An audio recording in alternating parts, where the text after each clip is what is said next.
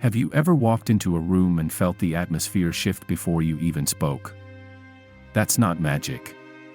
It's power. Not the kind born from position or title, but from understanding how human will bends, breaks, or follows. This video isn't about manipulation. It's about control, earned, not imposed. The kind of control Nietzsche called will to power. You're about to understand what makes people obey, not out of fear, but out of something deeper: belief, reverence, inevitability. Before we dive in, hit that subscribe button. Because what you're about to learn, no school, no coach, no motivational speaker is teaching. These are hard truths, drawn from Nietzsche, Foucault, ancient strategy, rare behavioral science, and shadowy historical figures who commanded obedience without ever raising their voice. This isn't just about leadership. It's about authority in its rawest form. Friedrich Nietzsche rejected the moral systems of his time not because he sought chaos, but because he saw them as weak, products of herd thinking and submission masquerading as virtue. He wasn't interested in passive goodness. He believed in strength, intellectual, emotional, and existential. The concept of the Übermensch, Overman or Superman, wasn't a despot who ruled by force, but a person who transcended conventional values and authored new ones. This figure doesn't demand obedience, he inspires it by shifting the very framework through which people perceive the world. His values become the gravitational center. Others follow not because they must, but because they can't conceive of doing otherwise. His presence redefines what is normal, what is right, what is possible. If you want enduring obedience, don't enforce, transform. Become the reference point. Make your worldview so coherent, so internally powerful, that it becomes contagious. Resistance won't just be difficult, it will feel irrational, irrelevant, even absurd. But Nietzsche was no idealist. He didn't believe that charisma or ideas alone could sustain authority. Power, to him, was never hypothetical, it had to be lived, tested, embodied. He who cannot obey himself will be commanded, he wrote, and that wasn't metaphor, it was method. This is your first operational law: self-mastery precedes command. Before you try to lead others, you must lead your own impulses, your emotional fluctuations, your laziness, your appetites.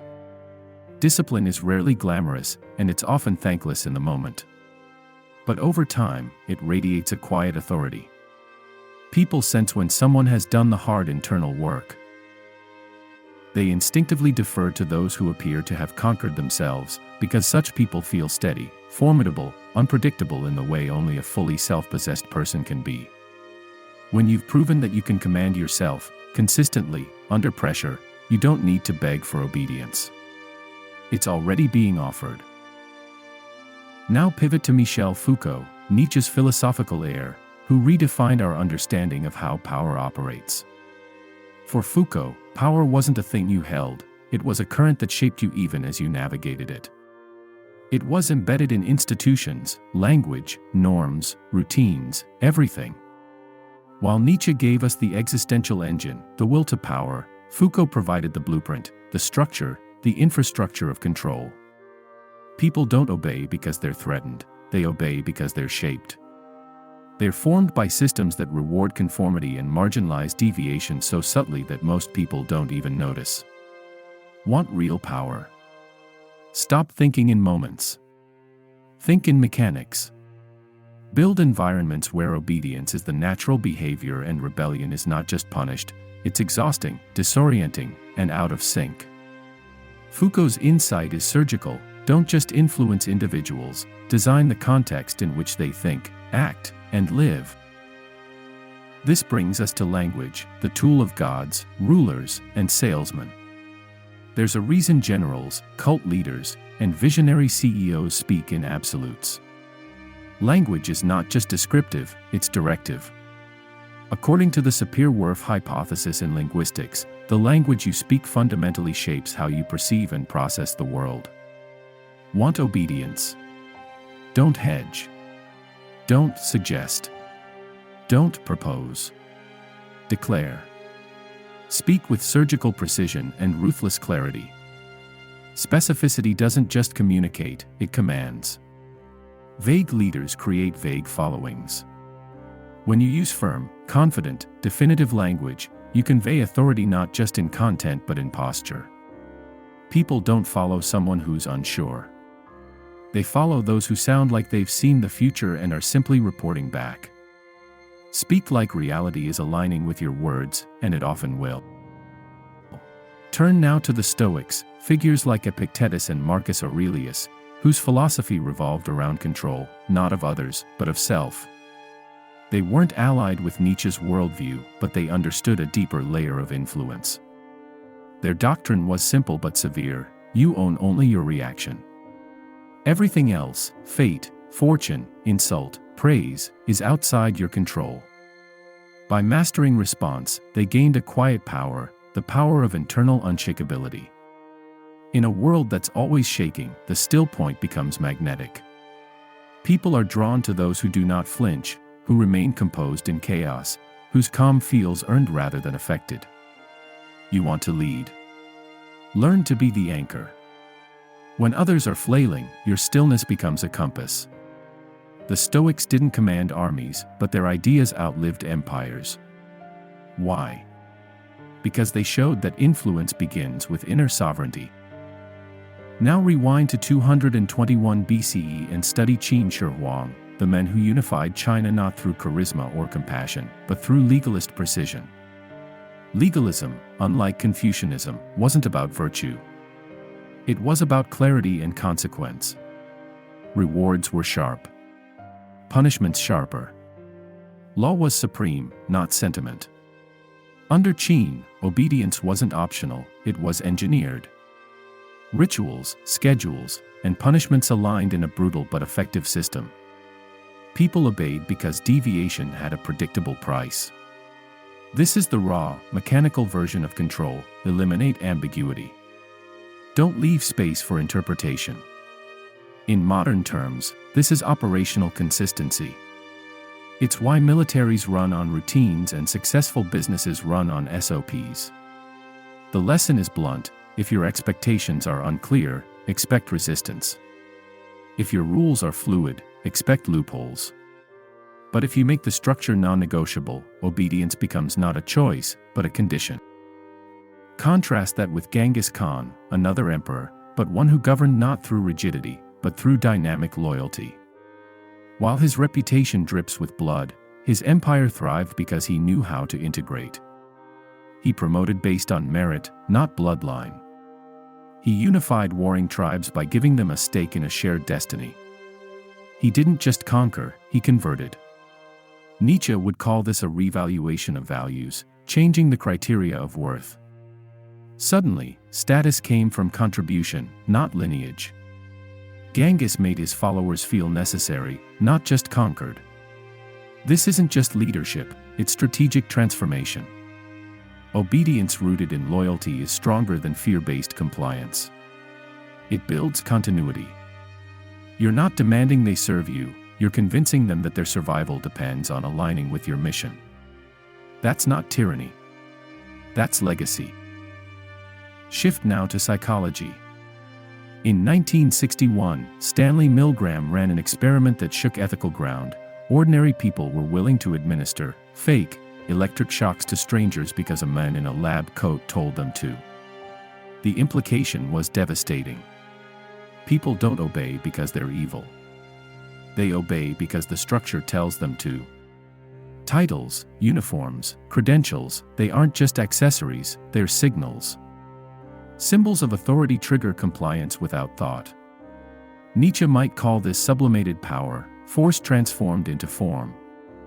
The lab coat, the clipboard, the calm voice, these aren't just props. They're mechanisms of control. If you want to command, learn the art of symbolic dominance. Make people feel like disobedience means defying something bigger than themselves. Enter behavioral economics. Humans, as it turns out, are less rational actors and more patterned reactors. We don't always choose, we default. Set the default right, and people follow it without thinking. This isn't control by charisma, it's control by context. If you want people to comply, don't just bark orders. Architect their environment so obedience becomes the easiest, most frictionless option. Design their decision paths. Place the outcome you want in the center, brightly lit, and make every other route look like a hassle. This isn't manipulation, it's mechanics. Real influence doesn't push, it arranges. Power isn't always about pressure. Sometimes, it's about placement. Still, we can't leave out fear. Thomas Hobbes wrote that people surrender their freedom to avoid chaos. In his Leviathan, the social contract is born not from love, but dread. Without authority, life is solitary, poor, nasty, brutish, and short. Fear becomes the engine of obedience. If you want immediate compliance, show people the abyss, then hand them the map. But beware. Nietzsche would caution you, terror is unstable fuel. It burns fast and breeds resentment. Use fear sparingly, strategically. Rule by terror, and people will obey today, but plot tomorrow. Rule by resonance, and they'll carry your values even in your absence. The ultimate power is not in coercion, but in internalization. Now for a subtler force, mimetic theory, from René Girard. People don't desire objects directly, they desire what others appear to value. Imitation is foundational. You don't have to convince everyone, just a few key individuals. Influence the influencers, and the obedience of the masses follows by chain reaction.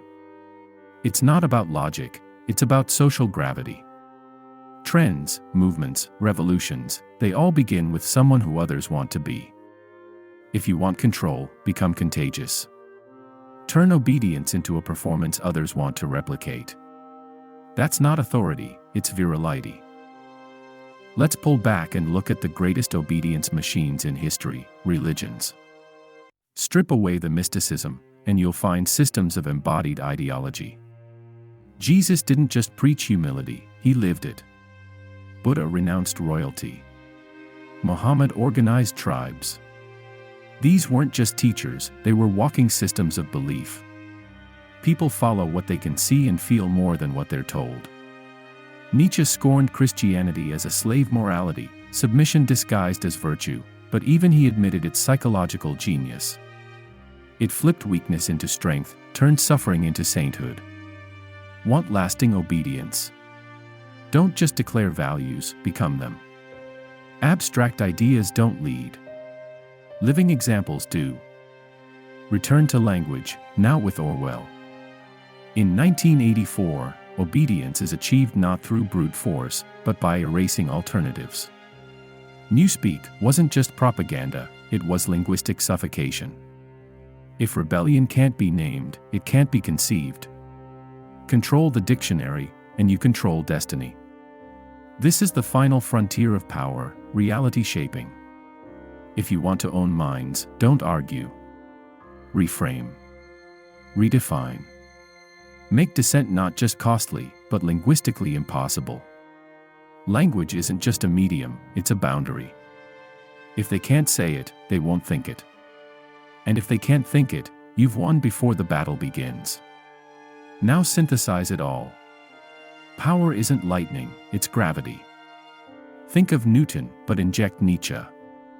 The more mass you have, reputation, results, relationships, resources, the more others orbit you. Mass isn't noise. It's accumulated consequence. You don't gain obedience by demanding attention. You earn it by becoming undeniable. Want control? Build. Build so relentlessly that your presence alone bends trajectories. Don't chase followers. Become a planet. Others will rotate around you because there's nowhere else to go. How do you know they're obeying truly? Watch their silence. When people stop resisting, questioning, even thinking around you, that's not fear, that's submission. But beware, if you don't keep evolving, Nietzsche warns the obedient become resentful. Power is not static. It must be renewed. Build a myth. That's what Steve Jobs, Alexander the Great, and even Che Guevara did. they became symbols. People don't obey facts, they obey stories. Wrap your command in narrative. Obedience comes easier when it feels like destiny. In the end, obedience isn't about dominance. It's about inevitability. You don't make people obey. You become the person they can't help but follow. Nietzsche's final lesson becomes so necessary, so undeniable, that obedience feels like gravity, not submission. This is the Beyond the Surface channel. If this changed the way you see power, hit subscribe. Rewatch this when you need clarity. Because authority is not a role, it's a craft. And you've just started sharpening your tools. Nietzsche said, "He who has a why to live can bear almost anyhow." Make others believe your why, and they'll obey every how you give them. Thank you for watching.